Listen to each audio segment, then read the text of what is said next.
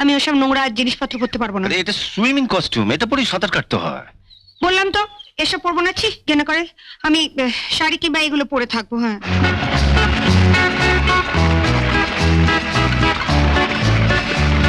শুনুন, এমন করে শেখাবেন যাতে কালকের যে কোনো কম্পিটিশনে ফার্স্ট হতে পারে।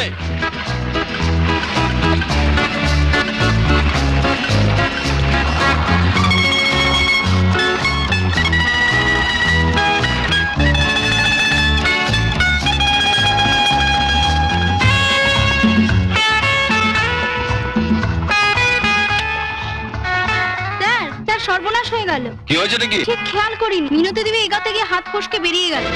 আপনারা একটু দেখুন, আপনারা একটু হেল্প করুন প্লিজ প্লিজ। মিনু, মিনু, মিনু, আপনারা যা চান, যত টাকা চান আমি দেবো, ওকে বাঁচাতেই হবে। মিনু, মিনু, মিনু, মিনু, মিনু, মিনু।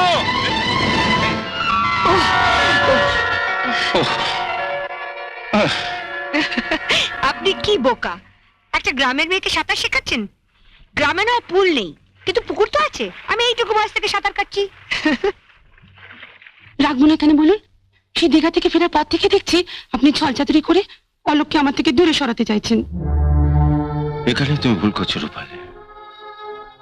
আমি অলোককে তোমার কাছ থেকে দূরে সরিয়ে দিতে চাইনি, আমি চেয়েছিলাম তোমাকে অলোকের কাছ থেকে দূরে সরিয়ে দিতে। আপনার কথা ঠিক আমি বুঝতে পারছি না স্যার। তুমি বুদ্ধিমতী মেয়ে বলে আমার বিশ্বাস ছিল, ভেবেছিলাম তোমাকে কিছু বোঝাতে হবে না, তুমি নিজেই সব বুঝে নেবে।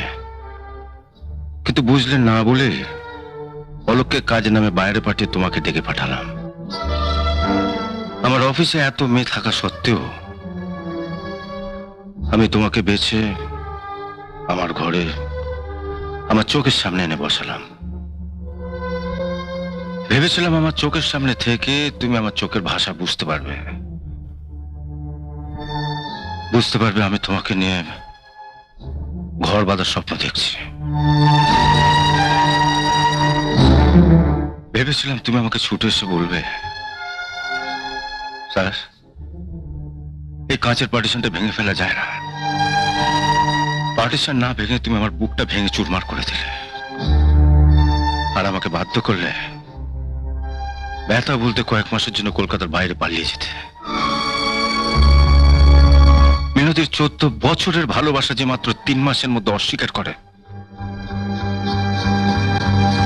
তুমি তাকে বিশ্বাস করলে। অথচ আমি কত আশা নিয়ে। আমি কোম্পানির মালিক, তাই আমার বুক ফাটলেও মুখ ফুটে মনের কথাটা বলতে পারিনি।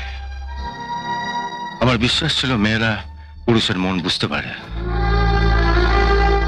আর সেই আশা নিয়ে আমি বসেছিলাম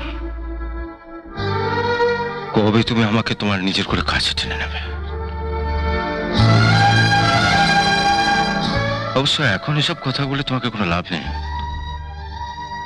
কারণ শুনেছি তুমি খুব শীঘ্রই অলোককে বিয়ে করছো। না স্যার, বিয়ে করার হলে তো কবেই আমি অলোককে বিয়ে করে ফেলতাম। ও তো রোজই একবার করে বিয়ের কথা বলে। দেখো রূপালী, তোমাকে ভালো লাগে বলেই কখনো বলবো না যে অলোককে ছেড়ে তুমি আমাকে বিয়ে করো। কি যে বলেন স্যার, কোথায় অলোক আর কোথায় আপনি? আমি আজই অলোককে বলবো। কি বলবে না বলবে সেটা তোমার ব্যাপার। আমি আজই আবার কলকাতা বাইরে যাব, ফিরে এসে যদি দেখি তুমি আমার কথা ভাবছো, তাহলে না হয় একটা ভালো দিনক্ষণ দেখে। আপনি নিশ্চিন্তে যান স্যার, ফিরে এসে দেখবেন অলোকের সঙ্গে আমার আর কোনো সম্পর্ক থাকবে না। আজ অফিস থেকে বেরোবার সময় একবার ডাকুন না।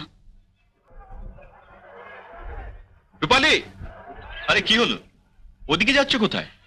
তুমি তো জানো আমার গাড়ি থাকে এইদিকে। তোমার গাড়ি ওদিকে আর আমার বাড়ি হাওড়ায়। আমি বাড়ি যাচ্ছি। রাহুলের পার্টিতে যাবে না? রাহুলের পার্টিতে কেন? তোমার সঙ্গে আমি আর কোথাও যাব না। কেন? আমি ভেবে দেখলাম ছোটবেলা থেকে মেলামেশা করার পরও তুমি যখন মিনতিকে ছাড়তে পেরেছো, আমায় তো তুমি যখন তখন ছেড়ে দেবে। কোথায় মিনু আর কোথায় তুমি?